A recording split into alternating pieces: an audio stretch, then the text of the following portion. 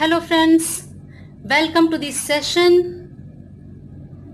आज के सत्र में आप सभी का बहुत बहुत स्वागत है। Smart learning by doctor Kalpana Singh channel में आप सभी का स्वागत है। और आज के सत्र में हम देखने वाले हैं gravitational field and gravitational potential energy. Friends, Newton's law of gravitation के बारे में हम पिछले वीडियोस में देख चुके हैं और न्यूटन्स लॉ ऑफ ग्रेविटेशन से रिलेटेड डिफरेंट और टॉपिक्स हमने देखे हैं। यदि आप रिवाइज करना चाहें तो आप बैक जाकर के पिछले वीडियोस को एक बार देख सकते हैं, क्योंकि न्यूटन्स लॉ ऑफ ग्रेविटेशन का एप्लीकेशन हम यहाँ पे करने वाले हैं। यहाँ हम पढ़ेंगे ग्रेविटेशनल फील्ड के बारे में एंड ग्रेविटेशनल पोटेंशियल एनर्जी के बारे में। फ्रेंड्स, आपको याद होगा कि जब आपने न्यूटन्स लॉ ऑफ ग्रेविटेशन देखा है तो उसमें किस तरह से आपने देखा कि कोई भी दो मासिव ऑब्जेक्ट, यानी ऐसे दो ऑब्जेक्ट जिनका अपना मास है, उन्हें एक दूसरे के पास आप लेकर के आते हैं तो दोनों ही ऑब्जेक्ट एक दूसरे पर अपने मास की वजह से, अपने द्रव्यमान की वजह से एक फोर्स अप्लाई करते हैं और उसी फोर्स को आपने पढ़ा है न्यूटन्स लॉ ऑफ ग्रेविटेशन में, जिसे आप कहते हैं फोर्स ऑफ ग्रेविटेशन। यानी ग्रेविटेशनल इफेक्ट की वजह से कोई भी दो ऑब्जेक्ट जो एक दूसरे के पास रखे होते हैं एक दूसरे पर फोर्स अप्लाई करते हैं। आपको एक बार मैं शॉर्ट में रिमाइंड कराती हूं। यहाँ पे फ्रेंड्स, यहाँ देखिए कि दो object mass m1 and mass m2 के हैं। इन दोनों ऑब्जेक्ट के बीच डिस्टेंस है स्मॉल r और ए पॉइंट पे रखा m1 ऑब्जेक्ट m2 पर फोर्स लगाता है और m2 ऑब्जेक्ट m1 पर फोर्स लगाता है, द फोर्स ऑफ अट्रैक्शन। यानी m1 m2 को अपनी ओर अट्रैक्ट करता है और m2 m1 को अपनी ओर अट्रैक्ट करता है। तो दोनों पे जो फोर्स लगा, यानी m2 की वजह से m1 पर F12 और m2 पर m1 के कारण F21, इन दोनों का मैग्नीट्यूड इक्वल होता है लेकिन डायरेक्शन अपोजिट। तो मैग्नीट्यूड कितना आता है फ्रेंड्स, ये आपने निकाला था मैग्नीट्यूड, जिसे यहां भी मेंशन किया गया है। कैसे निकालते हैं और इसका डिटेल स्टडी आप पिछले वीडियोस में जाकर कर सकते हैं। तो यहां से हम न्यूटन्स लॉ ऑफ ग्रेविटेशन को लेकर के आज के टॉपिक में चलते हैं, जहां हमें देखना है ग्रेविटेशनल फील्ड। दोस्तों, अभी हम लोगों ने क्या कहा कि एक ऑब्जेक्ट के पास दूसरा ऑब्जेक्ट लेकर के आते हैं तो पहला ऑब्जेक्ट दूसरे पर एक फोर्स लगाता है। इसी तरह हम कह सकते हैं कि दूसरा ऑब्जेक्ट पहले वाले पर फोर्स लगाता है। लेकिन फ्रेंड्स, थोड़ी देर के लिए हम मान लें कि पहला ऑब्जेक्ट साइज में हम बहुत बड़ा ले रहे हैं, कंपैरेटिवली दूसरा ऑब्जेक्ट मास में बहुत छोटा लेंगे। यानी कुछ इस तरीके का इमेज आप सोचिए, जहां पे एक ऑब्जेक्ट मास ज्यादा है और सेकेंड ऑब्जेक्ट का मास कम है। यानी हम कह सकते हैं कि इसने अपने हैवी मास की वजह से, ज्यादा मास की वजह से इस पर जो फोर्स लगा रहा है और इसका मास कम है, इसने इस पर फोर्स लगाया, लेकिन उसी फोर्स का इफेक्ट जो स्मॉल ऑब्जेक्ट है उस पर ज्यादा पड़ेगा। लेकिन स्मॉल ऑब्जेक्ट की वजह से जो लार्ज ऑब्जेक्ट पे सेम फोर्स लग रहा, उसका इफेक्ट यहाँ पे कम आएगा। और अगर ये मास वेरी वेरी स्मॉल है तो हम कह सकते हैं कि सेकेंड ऑब्जेक्ट फर्स्ट ऑब्जेक्ट पर नेग्लिजिबल फोर्स लगा रहा है। यानी इसे हमने सिर्फ स्टडी करने के लिए वेरी वेरी स्मॉल ऑब्जेक्ट को यूज किया है। नेग्लिजिबल मीन्स है तो फोर्स इस ऑब्जेक्ट का इस ऑब्जेक्ट पर, लेकिन उसका इफेक्ट इतना कम पड़ रहा है कि हम उसे इग्नोर कर जाते हैं, इसलिए हम उसे नेग्लिजिबल कह रहे हैं। अब जब हम ये केस ले रहे हैं और इस केस के साथ Newton's law of gravitation apply करते हैं तो फ्रेंड्स हम फर्स्ट ऑब्जेक्ट के इफेक्ट को स्टडी कर पाते हैं, क्योंकि second object very very small होने की वजह से फर्स्ट ऑब्जेक्ट पर उसका इफेक्ट नेग्लिजिबल हो गया, यानी इस पर इसका कोई भी इफेक्ट नहीं आएगा। तो हम जो भी स्टडी करेंगे वो हैवी ऑब्जेक्ट की वजह से ही हम स्टडी कर रहे होंगे, यानी हम बड़े वाले साइज का जो ऑब्जेक्ट है जिसका मास ज्यादा है उसके इफेक्ट को स्टडी कर पाएंगे। अब फ्रेंड्स अगर हम न्यूटन्स लॉ की बात करें ग्रेविटेशन की, तो हम क्या कहते हैं कि दो ऑब्जेक्ट एक दूसरे के पास हैं, ये इस पे फोर्स लगाता है और ये इस पे फोर्स लगाता है, लेकिन दूसरे ऑब्जेक्ट को हमने वेरी स्मॉल कर दिया और इस वजह से हम कह पा रहे हैं कि स्मॉल वाले ऑब्जेक्ट का इफेक्ट लार्ज ऑब्जेक्ट पर नेग्लिजिबल हो गया। अब अगर फ्रेंड्स हम ग्रेविटेशनल फील्ड पर आए, देखिए थोड़ी देर के लिए आप माने कि दूसरा ऑब्जेक्ट इनफाइनाइट डिस्टेंस पे है, यानी फर्स्ट ऑब्जेक्ट से बहुत ज्यादा दूरी पर रखा हुआ है। अब इस फर्स्ट ऑब्जेक्ट की ओर सेकंड ऑब्जेक्ट को धीरे धीरे हम लेकर के आए, तो आप एक्सपीरियंस करेंगे, आपको ऐसा अनुभव होगा कि जैसे ही हम पास जाना शुरू करते हैं, ये वाला स्मॉल ऑब्जेक्ट लार्ज ऑब्जेक्ट के पास आने लगता है, तो एक पर्टिकुलर फील्ड में एंटर करते ही, एक विशेष स्पेस में एंटर करते ही इस स्मॉल ऑब्जेक्ट को एक फोर्स लगना एक्सपीरियंस होता है। स्मॉल ऑब्जेक्ट को लगता है कि उस पर कोई फोर्स लगा रहा है, यानी स्मॉल ऑब्जेक्ट इस लार्ज ऑब्जेक्ट के प्रेजेंस को फील करने लगता है।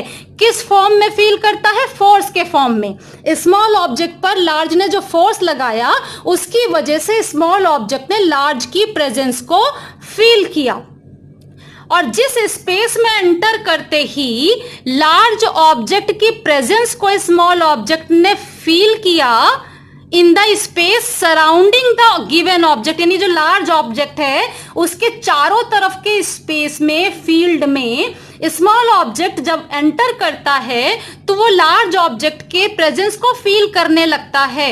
तो जिस फील्ड में उसने लार्ज ऑब्जेक्ट के प्रेजेंस को फील किया है, यानी जिस स्पेस में स्मॉल ऑब्जेक्ट ने लार्ज ऑब्जेक्ट के प्रेजेंस को फील किया है, उसी फील्ड को आप कह सकते हैं ग्रेविटेशनल फील्ड, क्योंकि वहां इफेक्ट ऑफ ग्रेविटेशन एक्सपीरियंस किया जा रहा है।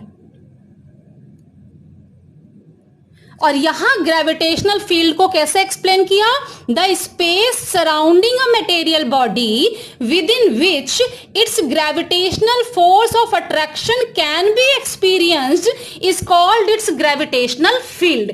यानी इस ऑब्जेक्ट के सराउंडिंग में जो भी फील्ड में हम इसकी वजह से ग्रेविटेशनल फोर्स एक्सपीरियंस कर रहे हैं स्मॉल ऑब्जेक्ट पर, उसी फील्ड को आपने नाम दिया ग्रेविटेशनल फील्ड। और इसी ग्रेविटेशनल फील्ड की वजह से आप कह सकते हैं कि ग्रेविटेशनल फोर्स ऑफ अट्रैक्शन लगता है, यानी वो एरिया किसी गिवन ऑब्जेक्ट के चारों तरफ जहां ग्रेविटेशनल फील्ड को एक्सपीरियंस किया गया, वहां जो दूसरा ऑब्जेक्ट आया उसने एक फोर्स को एक्सपीरियंस किया, अनुभव किया, और वो फोर्स कौन सा था? ग्रेविटेशनल फोर्स था। Two body attracts each other by the gravitational force, वो ग्रेविटेशनल फील्ड में ही हो रहा है, even they are not in direct contact. दोनों ऑब्जेक्ट एक दूसरे को टच नहीं करते, लेकिन फिर भी एक ऑब्जेक्ट की वजह से दूसरे ऑब्जेक्ट पर एक फोर्स एक्सपीरियंस किया गया जिसे हमने कहा ग्रेविटेशनल फील्ड। और जिस रीजन में इस फोर्स को एक्सपीरियंस किया गया, उस रीजन को, उस जोन को हमने कहा ग्रेविटेशनल फील्ड। यानी ग्रेविटेशनल फोर्स एक्सपीरियंस हुआ किस जोन में? ग्रेविटेशनल फील्ड के जोन में। Every mass modifies the space around it, ये ग्रेविटेशनल फील्ड को ही और आगे एक्सप्लेन किया है मैंने। ये क्या कहता है कि every mass modifies the space around it. तो मॉडिफाई करना मतलब कुछ चेंज कर दे रहा है उसमें, कोई भी मासिव ऑब्जेक्ट अपने चारों तरफ के स्पेस में एक चेंज प्रोड्यूस करता है, और वो चेंज क्या है? Gravitational field. क्योंकि देखिए, एक ऑब्जेक्ट के पास जब दूसरा ऑब्जेक्ट ला रहे हैं तो गिवन ऑब्जेक्ट के सराउंडिंग में वो फील्ड जिसमें स्मॉल ऑब्जेक्ट ने एंटर करते ही एक फोर्स को फील किया, उसे आपने कहा ग्रेविटेशनल फील्ड। और यहां हमने क्या कहा कि every massive object modifies the space around it, यानी ये ऑब्जेक्ट अपने चारों तरफ के स्पेस को मॉडिफाई कर रहा है, कुछ उसमें चेंजेस ला रहा है। और वो चेंजेस क्या है? ग्रेविटेशनल फील्ड, यानी इसकी प्रेजेंस का जो इफेक्ट आ रहा है वही ग्रेविटेशनल फील्ड हुआ, और ग्रेविटेशनल फील्ड ने ही ग्रेविटेशनल फोर्स को प्रोड्यूस किया। Any other mass placed in this modified field feels a gravitational force of attraction due to its interaction with the gravitational field। बिल्कुल सही बात है कि इस ऑब्जेक्ट के चारों तरफ इसने अपना फील्ड मॉडिफाई किया, वो मॉडिफिकेशन जो हुआ उसको हमने नाम दिया ग्रेविटेशनल फील्ड। जहां सेकेंड ऑब्जेक्ट को जब हम लेकर के आते हैं तो ये सेकेंड ऑब्जेक्ट फर्स्ट के ग्रेविटेशनल फील्ड के अंदर आते ही एक फोर्स को फील करने लगता है, और वो फोर्स किस लिए फील करता है? क्योंकि ग्रेविटेशनल फील्ड के साथ उसका इंटरैक्शन होता है। अगर ये ग्रेविटेशनल फील्ड नहीं होता तो नो इंटरैक्शन, यानी no gravitational force of attraction.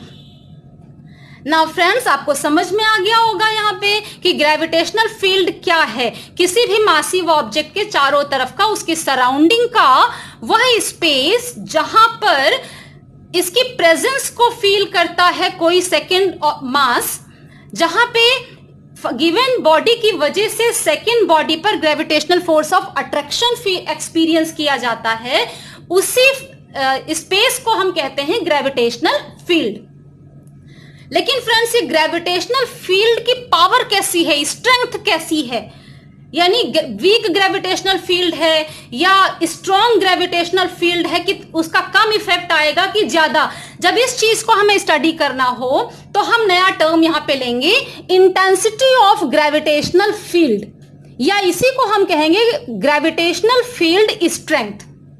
तो फ्रेंड्स, बहुत सिंपल है। आप सोचिए, एक ऑब्जेक्ट के पास दूसरा स्मॉल ऑब्जेक्ट हम लेकर के आ रहे थे, और स्मॉल क्यों सेलेक्ट किया? जिससे हम हैवी वाले ऑब्जेक्ट के इफेक्ट को स्टडी करें, स्मॉल ऑब्जेक्ट का इफेक्ट ना आने पाए। इसे हम एज अ टेस्ट मास ही सिर्फ यूज करना चाह रहे थे। अब फ्रेंड्स, आपने क्या देखा? अगर हम यहाँ अप्लाई करते हैं न्यूटन्स लॉ ऑफ ग्रेविटेशन, तो इस स्मॉल ऑब्जेक्ट पे हैवी ऑब्जेक्ट ने फोर्स कुछ इस तरह से लगाया, F is equal to capital G capital M small m upon R square, जहां पे R हैवी ऑब्जेक्ट और स्मॉल ऑब्जेक्ट के सेंटर्स के बीच की डिस्टेंस हो गई। तो ये फोर्स हैवी ऑब्जेक्ट ने स्मॉल ऑब्जेक्ट पर लगाया, जबकि स्मॉल ऑब्जेक्ट P पोजीशन पर है। अब अगर हमें कहा जाए P पोजीशन पर इंटेंसिटी ऑफ ग्रेविटेशनल फील्ड कितनी होगी, तो फ्रेंड्स इतना टोटल फोर्स तो स्मॉल ऑब्जेक्ट पर जिसका मास है स्मॉल m उस पर लगा। अब अगर हम आपसे कहें कि यूनिट टेस्ट मास, यानी जो स्मॉल ऑब्जेक्ट है इसका मास स्मॉल m भी ना लें, हम कर दें 1 यूनिट, तो यूनिट मास अगर इसको कर दें, उस केस में जितना फोर्स इस स्मॉल ऑब्जेक्ट ने एक्सपीरियंस किया due to presence of heavy object, उसे आप कहेंगे इंटेंसिटी ऑफ ग्रेविटेशनल फील्ड। यानी इस F को स्मॉल m से डिवाइड कर दें तो इंटेंसिटी ऑफ ग्रेविटेशनल फील्ड हमें मिल जाएगी। तो इंटेंसिटी ऑफ ग्रेविटेशनल फील्ड या ग्रेविटेशनल फील्ड स्ट्रेंथ को हम एक्सप्लेन कर सकते हैं, डिफाइन कर सकते हैं। It is the force experienced bye a unit mass placed at that point due to a given mass, provided the presence of unit mass does not disturb the original gravitational field. It is the force experienced by unit mass, यानी ये जो small m है ये 1 हो जाए, small m is equal to 1। It is the force experienced by unit mass placed at that point, किस point पर, जो पॉइंट हम अंडर कंसिडरेशन ले रहे हैं P पॉइंट पर, ड्यू टू गिवन मास, और गिवन मास की वजह से यानी इस कैपिटल M की वजह से P पॉइंट पर इंटेंसिटी ऑफ ग्रेविटेशनल फील्ड निकाल रहे हैं, तो यूनिट मास यानी small m is equal to 1 unit, इसने जो भी फोर्स एक्सपीरियंस किया है, provided the presence of unit mass does not disturb the original gravitational field, मतलब ये इतना छोटा हमने लिया कि ये हैवी ऑब्जेक्ट के ग्रेविटेशनल फील्ड को डिस्टर्ब ना करे, उसी केस में ये लागू होगा। तो हमें मिल जाता है force experience by unit mass, यानी F अपॉन स्मॉल m करेंगे तो हमें इंटेंसिटी ऑफ ग्रेविटेशनल फील्ड मिल जाती है। Gravitational field intensity is a vector quantity, of course अभी आपने देखा it is force per unit mass, यानी force experienced by unit mass, या F अपॉन स्मॉल m। तो F जब वेक्टर क्वांटिटी है तो इंटेंसिटी ऑफ ग्रेविटेशनल फील्ड, जिसे कैपिटल E से डिनोट करते हैं, वो भी वेक्टर क्वांटिटी हो जाएगी, क्योंकि मास स्केलर हो गई और फोर्स वेक्टर, तो E वेक्टर क्वांटिटी होगी। E is equal to F upon small m। अब E की डायरेक्शन क्या होगी, जो कि F की डायरेक्शन थी, और F की डायरेक्शन क्या आती है फ्रेंड्स, ये इसको अट्रैक्ट करता है और ये इसको अट्रैक्ट करता है। इस पॉइंट पे हम स्टडी कर रहे हैं, तो इसकी वजह से जो स्मॉल m पर फोर्स लगा वो टूवर्ड्स O लगा, यानी इधर की तरफ, हैवी ऑब्जेक्ट की ओर। तो वो चीज यहां एक्सप्लेन किया कि E की डायरेक्शन क्या होगी, जो F की है, और वो डायरेक्शन क्या है, always acts towards the mass producing the gravitational force या ग्रेविटेशनल फील्ड। यहां इसकी वजह से हम ग्रेविटेशनल फील्ड स्टडी कर रहे हैं, यानी इंटेंसिटी ऑफ ग्रेविटेशनल फील्ड की जो डायरेक्शन होगी वो क्या होगी, towards the mass producing the gravitational field, यानी जो मास ग्रेविटेशनल फील्ड प्रोड्यूस कर रहा है उसकी ओर डायरेक्टेड होगी E, यानी इंटेंसिटी ऑफ ग्रेविटेशनल फील्ड की डायरेक्शन। तो फ्रेंड्स, ये आपने देखा कि कैसे हम इंटेंसिटी ऑफ ग्रेविटेशनल फील्ड को डिफाइन कर सकते हैं। लेकिन अगर अब हम आपसे कहें intensity of gravitational field due to a body calculate करके दिखाइए, तो जिस डायग्राम को हमने अभी तक यूज किया हम उसी पे आ जाते हैं कि हम कैसे कैलकुलेट करेंगे इंटेंसिटी ऑफ ग्रेविटेशनल फील्ड। तो हमने लिया a body of mass capital M to determine its gravitational field intensity at a point P at distance R from its center, यानी इसके सेंटर से R डिस्टेंस पे पॉइंट P पर इस object की वजह से इंटेंसिटी ऑफ ग्रेविटेशनल फील्ड हमें निकाल करके दिखाना है। और इसके लिए हम क्या करते हैं, we place a test mass small m at point P point पर एक टेस्ट मास का मतलब क्या कि इसका इफेक्ट इसकी फील्ड पर ना आए, और वो कब नहीं आएगा, ये टेस्ट मास कब कहा जाएगा, if small m is very very less than capital M, यहां शो कर दिया गया। अब friends, intensity of gravitational field हमें कैलकुलेट करना ड्यू टू दिस बॉडी, तो हमें क्या चाहिए, जो P पॉइंट पे ऑब्जेक्ट है उस पर यूनिट मास कितना ग्रेविटेशनल फोर्स लगेगा, और पर यूनिट मास ग्रेविटेशनल फोर्स का मतलब gravitational force upon mass of the small object, वो हो जाएगा intensity of gravitational field at the point P। F is the force of gravitation experienced by test mass m. The gravitational field intensity at point P will be E is equal to F upon m. Now F हमने Newton's law of gravitation से लिया, और ये F की value अगर यहाँ substitute की जाए, सॉल्व करेंगे तो स्मॉल m से स्मॉल m कैंसिल हो जाएगा, और इंटेंसिटी ऑफ ग्रेविटेशनल फील्ड हमें मिल जाएगी capital G capital M upon R square.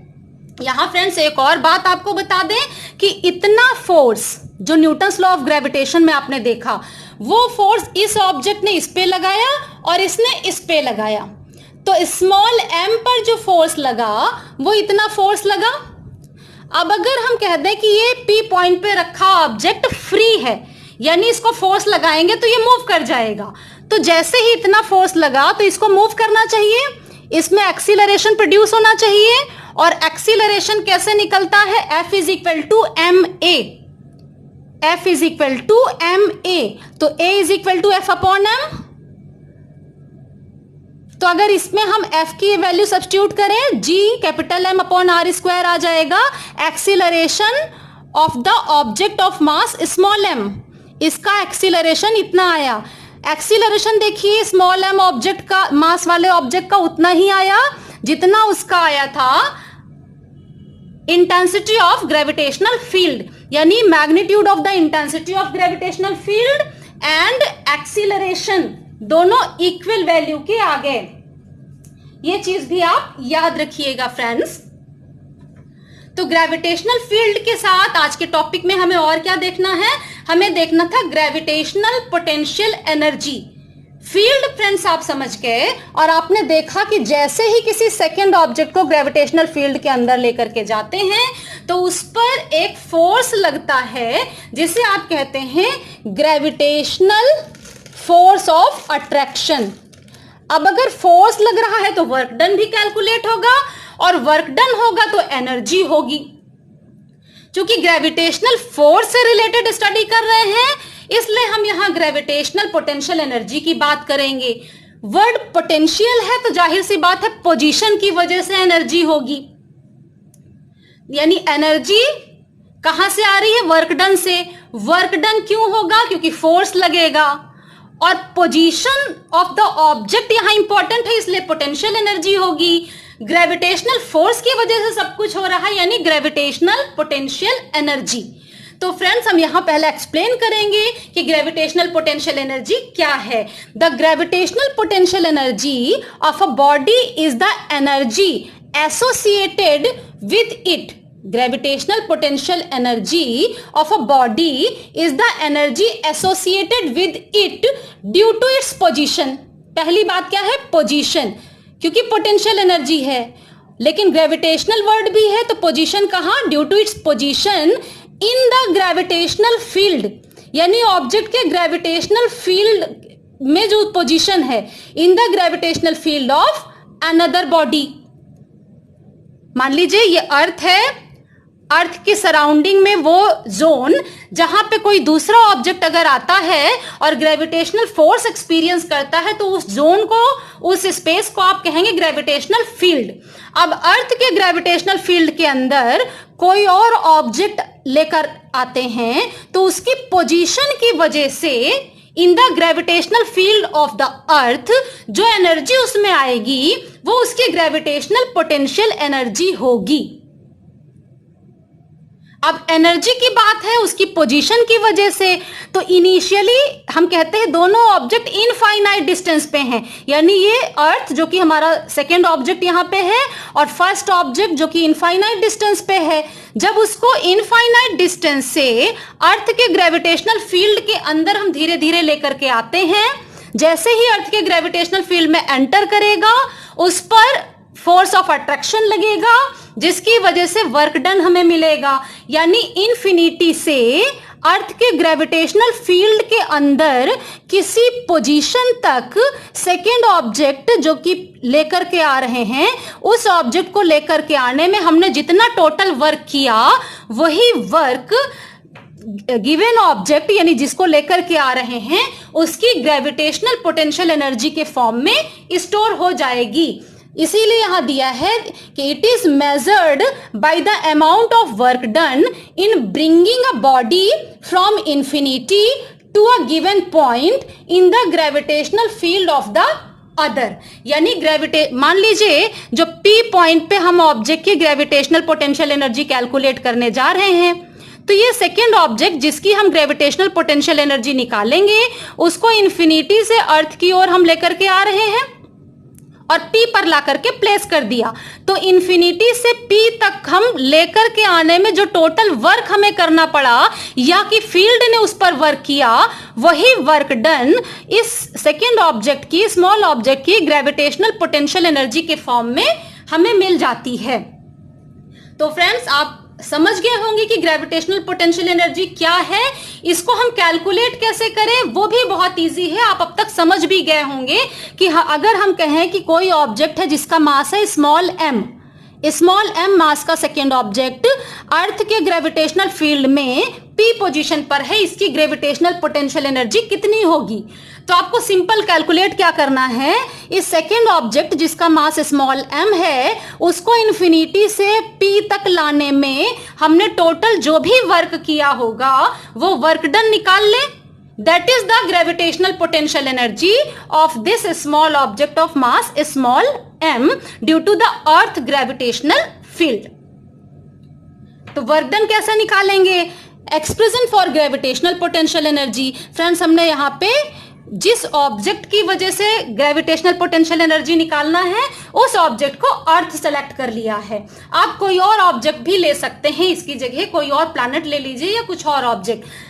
Earth is a uniform sphere of mass capital M, this is, and the radius capital R. We wish to calculate the potential energy of a body of mass small m located at point P. और P point क्या है, अर्थ के centre से उसकी distance है small x। तो P position पर अगर ऑब्जेक्ट है, P पोजीशन पर हमारा ऑब्जेक्ट है तो P की डिस्टेंस है सेंटर से small r, this is at point P। लेकिन इनिशियली हम ऑब्जेक्ट को P पर नहीं मानेंगे, हम तो कह रहे हैं हमारा ऑब्जेक्ट इंफिनिटी पे है और इंफिनिटी से P तक लाना है, P पर हमें पोटेंशियल एनर्जी निकालनी है। तो फ्रेंड्स, अब हम एक जनरल पॉइंट माने, P को थोड़ी देर के लिए इग्नोर करें, एक जनरल पॉइंट A माना, और A कौन सा पॉइंट है जो कि अर्थ के सेंटर से स्मॉल x डिस्टेंस पर है। तो A पोजीशन पर स्मॉल m मास वाले ऑब्जेक्ट पर ग्रेविटेशनल फोर्स ऑफ अट्रैक्शन लगेगा capital G capital M small m upon x square. तो फ्रेंड्स, यहां पे हमारा ऑब्जेक्ट है, उस पर लगा इतना फोर्स। अब अगर हम ऑब्जेक्ट को A से B तक मूव कराएं, वेरी स्मॉल डिस्टेंस है A to B, very small distance dx। अब फ्रेंड्स, एक चीज बता दें, यहां पहले भी हम लोग डिस्कस कर चुके हैं इस बात पर कि हमने कि आप जानते हैं कि अगर वर्क डन आपको निकालना हो तो आप कहेंगे फोर्स इनटू डिस्प्लेसमेंट। लेकिन फ्रेंड्स, जैसे ही आप कहते हैं फोर्स इनटू डिस्प्लेसमेंट तो बात ये आती है कि फोर्स कितना और किस पोजीशन पे, क्योंकि यहां देखिए फोर्स पोजीशन पर डिपेंड कर रहा है। ये जैसे जैसे ऑब्जेक्ट मूव करेगा एक्स चेंज होता जाएगा और एक्स के चेंज होने के साथ फोर्स भी बदल जाएगा। अब अगर हम कह दें ए से यहां तक मूव कराया तो हमने कितना डिस्टेंस मूव कराया और हर डिस्टेंस पे अलग अलग फोर्स, तो फोर्स इनटू डिस्प्लेसमेंट करने से हमारा काम नहीं बना, इसलिए हम कैलकुलस मेथड पे जाते हैं और हमने क्या कहा कि ए पोजीशन पर इतना फोर्स लगा स्मॉल m मास वाले ऑब्जेक्ट पर और ए से be very very small displacement है dx। ये इतना स्मॉल डिस्प्लेसमेंट हम इसको लेते हैं कि ए से बी तक जाने में, हालांकि पोजीशन बदलने पर फोर्स में चेंज आएगा, लेकिन इतना स्मॉल डिस्प्लेसमेंट में जो चेंज आएगा वो इतना स्मॉल होगा कि हम उस फोर्स के चेंज जो हो रहा है उसको इग्नोर कर सकते हैं। यानी हम ये मान सकते हैं ए से बी वेरी स्मॉल डिस्टेंस में लगने वाला फोर्स ऑब्जेक्ट पर इतने पे ही फिक्स है, ये मान लें। तो आप अगर कहेंगे ए से बी तक ले जाने में कितना वर्क आपको करना पड़ा, आप कह देंगे this force into this displacement. तो जैसे ही हमने ये लगाया तो ए से बी तक वेरी स्मॉल डिस्प्लेसमेंट देने में वर्क डन आपको मिल जाता है। यहाँ पे dw is equal to F D X, F की वैल्यू पीछे से रखा, यानी g capital M small m upon X square into D X. लेकिन फ्रेंड्स, हमें सिर्फ a से b तक का नहीं चाहिए था, ये तो कैलकुलस मेथड यूज करने के लिए हमने लिया। हमें क्या चाहिए, इन्फिनिटी से p तक लाने में। तो अर्थ के सेंटर से इन्फिनिटी यानी इनफाइनाइट डिस्टेंस और अर्थ के सेंटर से p यानी r डिस्टेंस तक लाने में कितना वर्क हमने किया। तो a से b तक जो वर्क डन निकाला उसमें लिमिट लगा they from infinity to r। इसी को इंटीग्रेट करिए लेफ्ट साइड और right side. Left side integration से आ जाएगा टोटल वर्क और राइट साइड वाला जब इंटीग्रेशन किया तो लिमिट हमने क्या पोजीशन की लगाई, पोजीशन चेंज कर रहा फ्रॉम इन्फिनिटी टू r। अब इस इंटीग्रेशन को हमें सॉल्व करना है। इसके लिए जो कांस्टेंट टर्म्स हैं उनको हम बाहर निकालेंगे, G capital M small M, अंदर बचा 1/x² dx। अब 1/x² dx में इंटीग्रेशन का ये वाला फॉर्मूला लगाया, जहां पे n की जगह है -2 और x की जगह x है, ये वैल्यू रख दीजिए n की जगह -2। ये वाला टर्म हमारा सॉल्व होकर के आ गया -1/x। अब -1/x तो आ गया, लिमिट है इन्फिनिटी टू r। तो आप जानते हैं ये लिमिट हमें अब यूज करनी है, यानी इस फंक्शन में -1/x में जहां भी x होगा उसकी जगह पहले r रखेंगे, फिर माइनस अगेन इसी फंक्शन में जहां जहां x होगा वहां इन्फिनिटी रखेंगे। तो ये टर्म सॉल्व करेंगे तो क्या आ जाएगा, -1/x है तो -1/r माइनस अगेन ब्रैकेट में -1/∞। 1/∞ 0 हो गया। ये आ गया हमारा gravitational potential energy -g capital M small m upon r। अब फ्रेंड्स यहां देखिए ध्यान से कि ग्रेविटेशनल पोटेंशियल एनर्जी हमारी नेगेटिव में आ रही है। इसका सीधा सा मतलब क्या है कि जैसे ही अर्थ के ग्रेविटेशनल फील्ड में दूसरा ऑब्जेक्ट हम लाते हैं, अर्थ उस दूसरे ऑब्जेक्ट को अपनी ओर अट्रैक्ट करता है, यानी अर्थ खींच रही है। तो वर्क किसने किया, ग्रेविटेशनल फील्ड ने ऑब्जेक्ट पर वर्क किया है, उसे शो कर रहा है ये negative sign. The negative sign indicates that the potential energy is due to the gravitational attraction between the earth and the body. Work is done by the gravitational force of attraction। यानी यहां work किसने किया, gravitational force of attraction ने किया।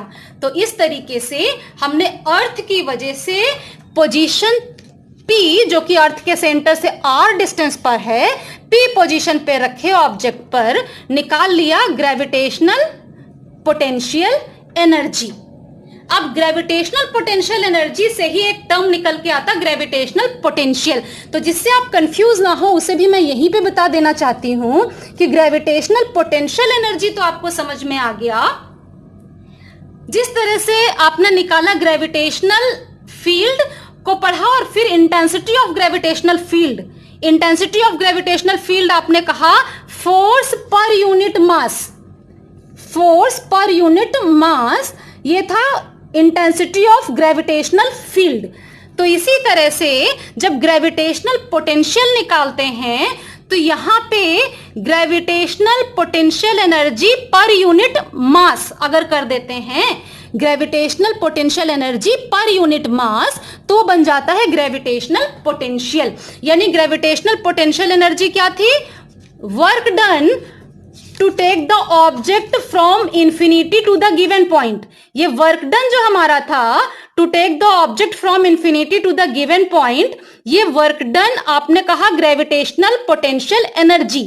और अगर work done to take the unit mass अगर कर दें, work done to take the given body from infinity to P, यानी m स्मॉल m मास के ऑब्जेक्ट को लाने में जो वर्क किया, तो टोटल वर्क डन हमने कहा ग्रेविटेशनल पोटेंशियल एनर्जी। लेकिन अगर जिस ऑब्जेक्ट को हम लेकर के आ रहे हैं उसके लिए जो वर्क हमने किया और वो ऑब्जेक्ट का मास है 1 यूनिट, अगर वो यूनिट मास का है, उस केस में जो वर्क करेंगे यानी जो ग्रेविटेशनल पोटेंशियल एनर्जी आएगी वो ग्रेविटेशनल पोटेंशियल के बराबर होगी।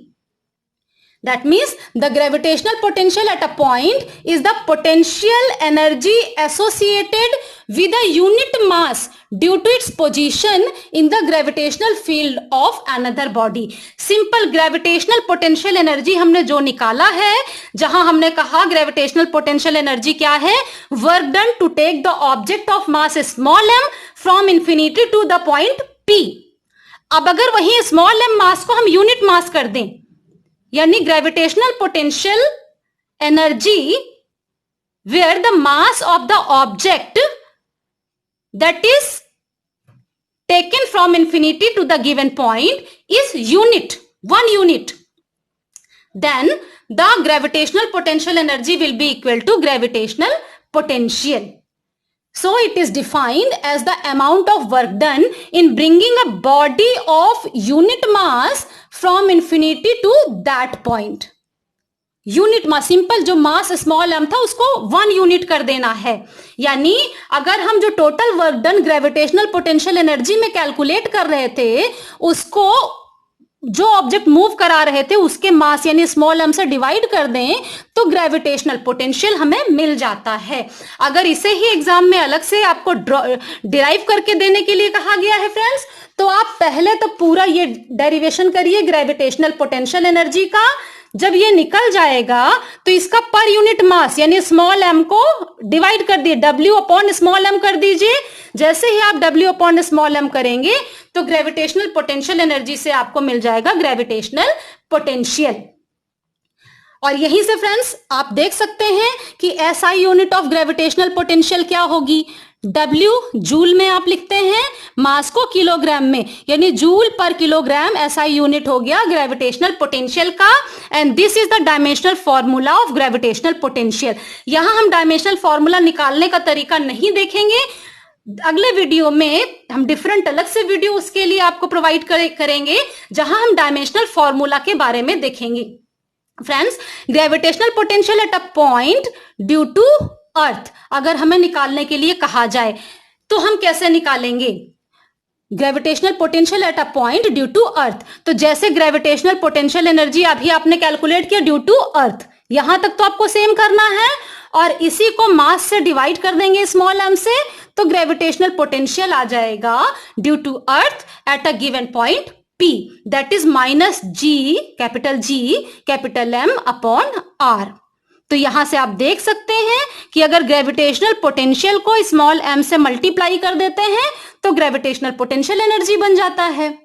अगर ग्रेविटेशनल पोटेंशियल एनर्जी को स्मॉल m से डिवाइड कर दीजिए तो ग्रेविटेशनल पोटेंशियल बन जाता है, जिसे यहां शो कर दिया है। Gravitational potential energy is equal to gravitational potential into mass of the body. किस बॉडी का मास? जो कि स्मॉल ऑब्जेक्ट जिसको हम इंफिनिटी से गिवन पॉइंट तक लेकर के आ रहे हैं। तो फ्रेंड्स, आज की इस वीडियो में इतना ही, जहां आपने देखा कि